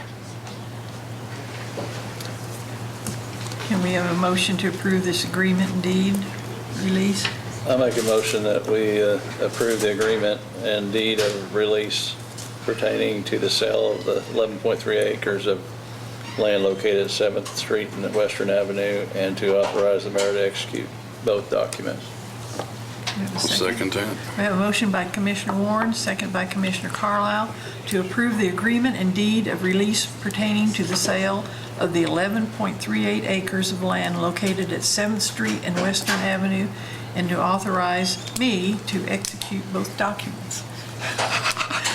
Is there any discussion? All in favor? Motion carries 5-0. Thank you very much. Item B is the request to purchase an air conditioner / furnace for the Airport Operations Center. It's the housing for Brian Thornwart, our Airport Operations Chief. Found that the air conditioner and the heater were non-functioning. We received 2 quotes, one from Weber Refrigeration for $7,500 and from Luck Refrigeration for $5,950. This is just going to be one of the first things we do to get that building operational. We need to provide him some air conditioning and some heat for the winter. So we recommend the purchase of a 3.5-ton Payne air conditioner furnace unit from Luck Refrigeration for $5,950 to be funded from the airport utility funds. I'll make it up. I'm thinking the furnace works real good right now. What do you think? Air conditioner doesn't work very good. It's non-existent. I'll make the motion to approve the purchase of a 3.5-ton Payne air conditioner furnace unit from Luck Refrigeration for $5,950 to be funded from the airport utility funds. Second. No. A Sorry, motion Tony. by Commissioner Harden, a second by Commissioner Warren to approve the purchase of a 3.5-ton Payne air conditioner furnace unit from Luck Refrigeration for $5,950 to be funded from the airport utility funds. Any discussion? All in favor? Motion carries 5-0. Thank you very much. Thank you. Next is the Mann Foundation. Hello, Nancy. Good evening. Good evening. Just as a refresher, well, I guess I should introduce myself. Nancy Parsons with the Mann Foundation. I'm here this evening to offer some more funds for the intern program that is underway at the Air Museum. Back in May, I came with a check for $21,000, and this evening we have another $2,000 to add to that fund. Thanks to Chris Ford this afternoon, he furnished some data for us, and I think we've expended around $15,000 at this point. The interns are busily working, getting everything cataloged into the Past Perfect software. We have a guesstimate that maybe we're about 10% of the way there, so we still have a big hill to climb to get all of that accomplished. But I do have a check for $2,000 that I would like to present to the City of Liberal, if you so accept. Can I have a motion to accept the $2,000 in donated funds? I'll make a motion to accept the $2,000 in donated funds. I'll second it. Motion by Commissioner Harden and second by Commissioner Carlisle to accept the $2,000 in donated funds. I'll just give this to Chris, if that's okay. That's fine. Thank you, Nancy. Yeah. Did we vote on it? Oh, yeah, we didn't vote. Oh, so No problem. I'm getting I tired. completely forgot to. all in favor? Motion carries 5-0. You're so excited about money, we just... Chris said it's too late to vote, he's got the check. Okay, the next is the annual chip seal project. Let's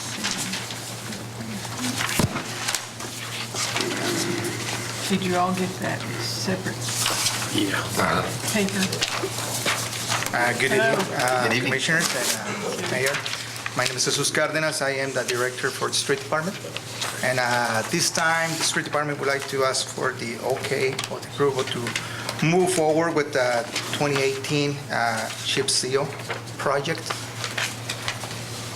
for the amount not to succeed $249,940. There's any questions? What was it last year? Last year, I wasn't in charge of that, but whenever I looked at it, I'm sorry, but whenever I did look at it, it was less than what it is right now. Yeah, but what were they charging last year per your square yard? For the square yard, I believe it was $1.29 a square yard. And nobody else sent back a bid, huh? No, Unfortunately, not I haven't really. for a long, forever almost, huh? Are we gonna do Western? If we do proceed with Western, it will go up to $332,250. Okay, that's why that number on the back is then. Yeah. That's what I was gonna. Yes, sir. That's what I was thinking, there was a And we actually, explanation what the difference we was. budgeted the two, we don't have that extra 90,000. So no Western. All right. But I am thinking though, that the west half of Western belongs to the airport, so maybe they should pay for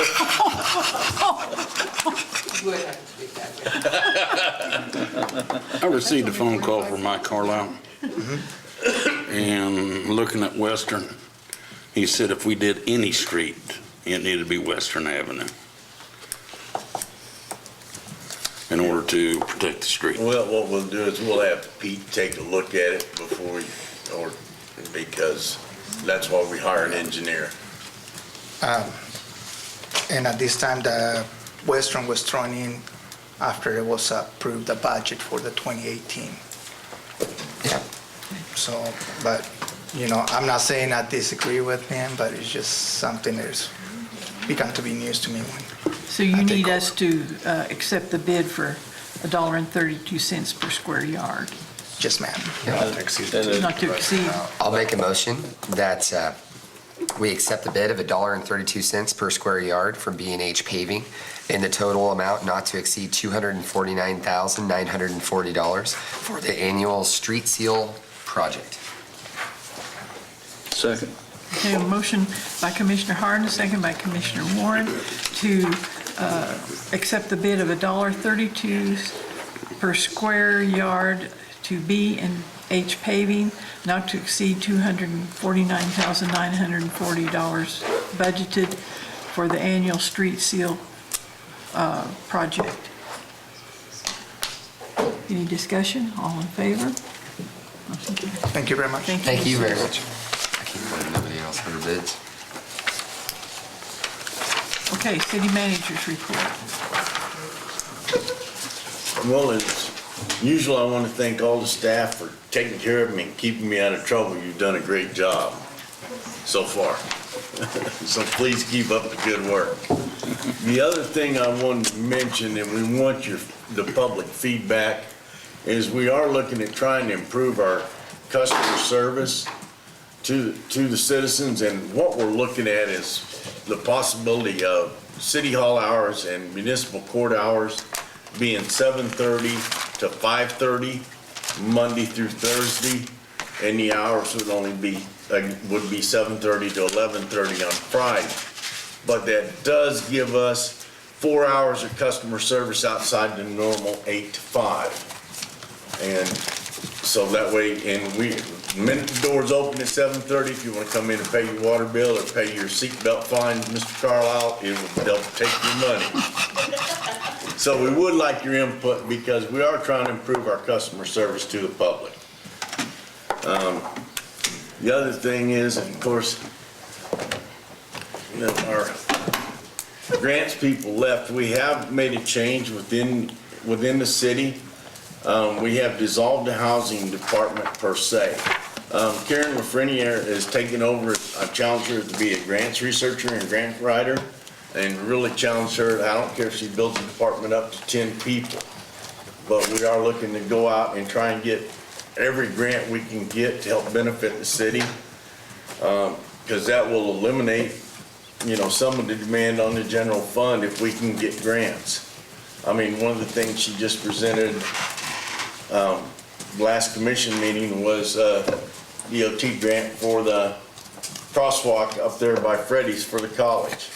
So hopefully that'll take off and run, and it'll be real productive and beneficial to the city.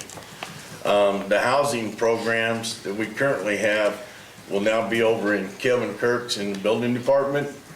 And basically it's a twofold measure to move it over there is as Kevin's people go out and they cite certain violations, that they can also take their black hat off and put on their white hat and say, but we have a solution for you. We have this program that'll help you with a new sewer liner. We'll have this program that'll help you with an ADA ramp. So we're gonna try and let his department not just be bad guys, but also good guys. And they're usually the ones like for, graffiti or a lot of code violations. They're the ones that find it. So who better to have served the public and let people know, hey, look, we can help you, than those same people. So hopefully Kevin won't always be being the bad guy. And the last thing is I handed each one of the commissioners a booklet on streets. that Trevor has gone through and compiled.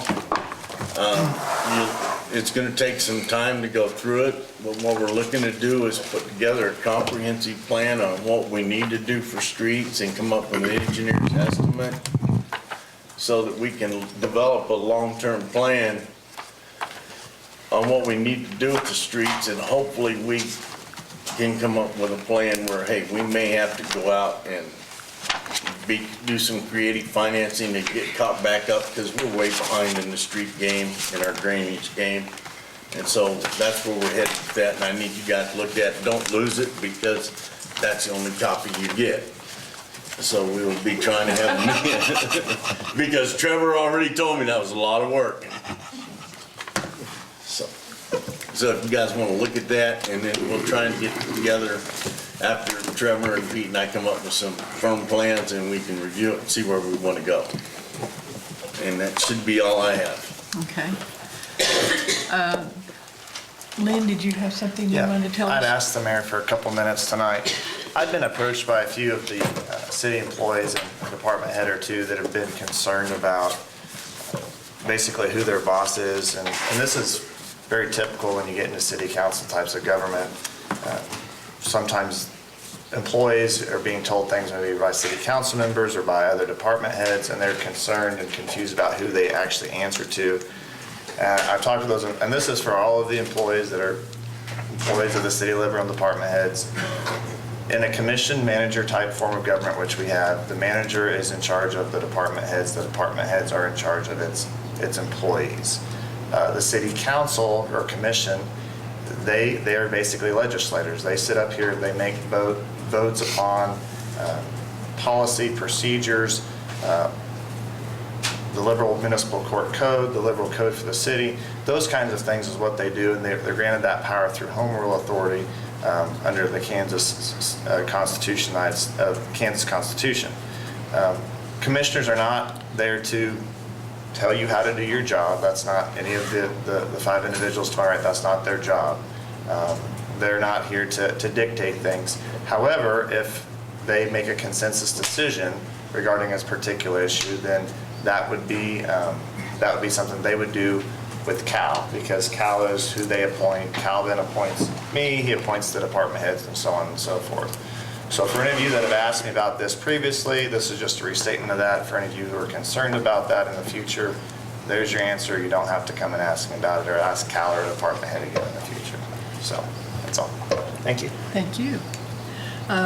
We'll go to items from the commissioners. I'll start out. I just want to thank the city staff, department heads, and employees, and most of all Chris, for helping us get through that budget. That was a relief for all of us to have that done, I think. And we did it in one day, so we need to congratulate ourselves for doing that. And thank you to everybody out in the audience for your participation in the meeting. Appreciate your coming. Please keep coming. That's all I have. Just to echo what everybody else said, thank you to all the city staff. I actually quite enjoyed budget time. I was quite loathing that day, and it turned out very well. So I appreciate all your guys' hard work and everything that went into it. All the rain's been phenomenal, but I know that's tough on a lot of the city workers that are having to do upkeep and maintenance. So thank you guys for your hard work on that. And to the citizens of Liberal, stay vocal, stay involved, keep coming to the meetings, keep reaching out to your commissioners. Appreciate everybody's time. I'd like to ask Mr. King, has he done any work on the bylaws? On our bylaws? Are you wanting to try to change I have not, Jack. And if there's a consensus of the council to do that, I can look into it and do that. You're talking about the structure? Yeah. Yeah, I'd be interested in looking into it. Okay, are you guys wanting to appoint more than Cal, more than the city manager? You want to appoint me, appoint police chief, or leave that delegated to the city manager? I at least do want to appoint you. Okay. Oh God, that's terrible. What, do you think I made a bad choice? Give me more time, we'll decide in a little while. I've been here long enough. Yes, I do think the city attorney should work for the commission. Okay. So we'll have a problem like we did last time. Is that kind of a consensus of the council? You think so? Yeah. I've got enough heads nodding up and down, so. Yeah. Yes. Right. Yes. Well, that's why I kind of That's why you put it in the backed back. off, yes, Right. I realize that. If we put the chief of police underneath the council, I do think we ought to have a citizens review board in between us.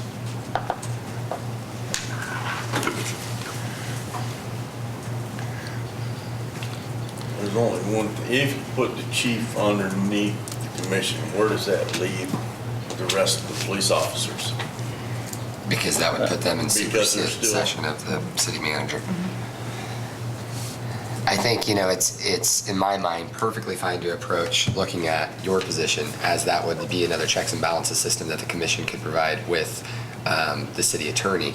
On the chief of police, I would definitely caution us to tread very.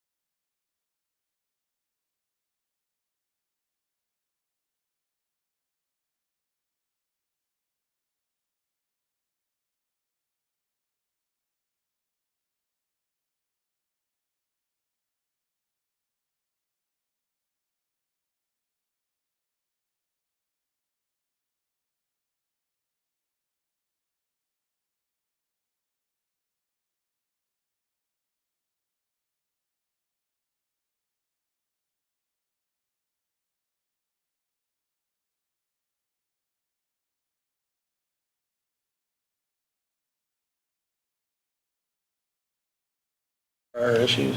I can remember an instance, okay, anyway. Yeah, I'd like to thank all the staff for their hard work on the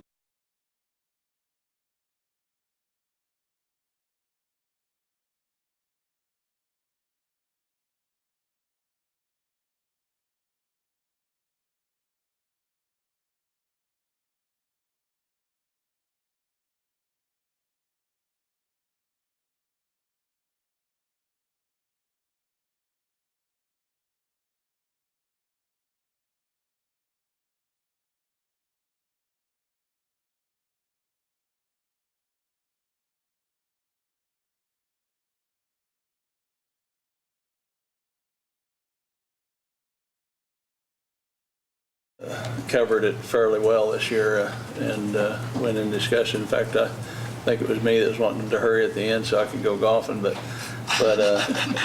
we did get everything handled then though, so it went good. But I'd like to thank the Liberal Area Coalition for coming and presenting tonight, and I'm interested in doing that. I think that maybe actually gives us an opportunity to find somebody that cares about our community to try to put something together like that. And I have no doubt that all three of those women are smarter than me, so that's a start, I think. That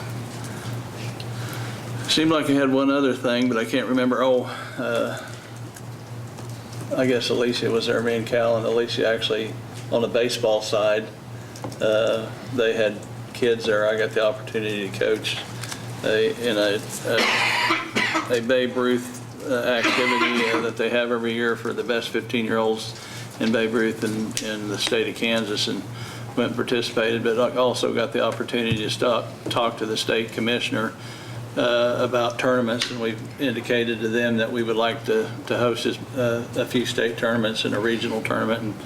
And I felt like with the support that we got for the state tournament we did from you guys, and I'd like to thank you for your interest and it does bring people into our community that I felt like we were in a position to ask for more next year. And that's what we did, and hopefully in September I can come back and tell you what they said they're going to let us have next year. And hopefully, I told them the minimum of 2 tournaments like we had, but we'd take 3 of them. So we'll see what we get. But I appreciate you guys' support of the programs that we have here in Liberal. That's all I have. Thank you for doing that, Ronnie. Appreciate that. On the budget, I'd like to thank all our commissioners for working on that. That was my 4th one, and we lived within our budget, so thank you guys, and Chris, and all the staff. And also I want to thank the staff. Once in a while I call Cal or somebody to check out something. I know they don't work for me, but we ask them to look at things, and they do a very good job at taking care of business, especially the mosquitoes. I think that's calmed down pretty good, I think. So, thank you guys. That's it. Anything else? The next item is the vouchers. I'd make a motion that we approve the vouchers in the amount of $1,142,672.74. I'll second. I have a motion by Commissioner Warren, second by Commissioner Harden to approve the vouchers in the amount of $1,142,672.74. Any discussion? All in favor? Motion carries 5-0.